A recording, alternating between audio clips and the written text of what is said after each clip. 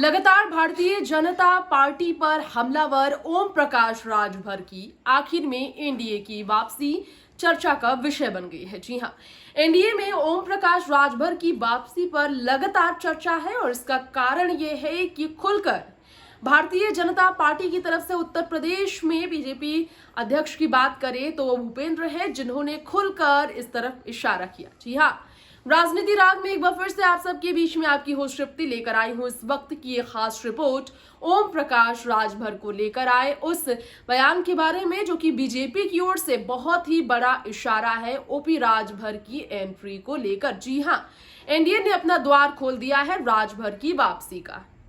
BJP अध्यक्ष ने कहा है कि राजभर बीजेपी के लिए अछूत नहीं है। राजभर के साथ भाजपा की पुरानी दोस्ती है, वो दोस्ती कभी खत्म नहीं हुई। ये बात अध्यक्ष की तरफ से तब सामने आई जब पिछले दिनों उत्तर प्रदेश के दूसरे डिप्टी सीएम ब्रजेश पाठक और ओपी राजभर के बीच मुलाकात का सिलसिला शुरू हुआ। जी हां, ब्रजेश पाठक और ओम प्रकाश राजभर मिले और इस मुलाकात को राजनीतिक विषय बनाया गया। इसमें कोई शक नहीं कि उत्तर प्रदेश के पूर्व मुख्यमंत्री अखिलेश यादव पर हमलावर राजभर कई दफा ये कह चुके हैं कि अखिलेश ने उन्हें धोखा दिया, उनकी पार्टी के प्रत्याशियों के लिए नहीं लड़े, वो उनकी पार्टी के लिए जो टिकट था उस टिकट पर अपनी पार्टी समाजवादी पार्टी के नेताओं को प्रत्याशी उन्होंने बनाया।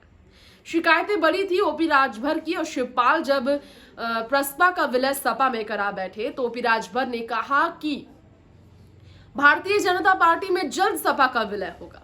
जब उन्होंने इस तरह के हंगामे किए तो ये बात साफ हो गई कि अब सहायक दल समाजवादी पार्टी के बने रहने में जरा से भी दिलचस्पी ओम प्रकाश राजभर को नहीं है।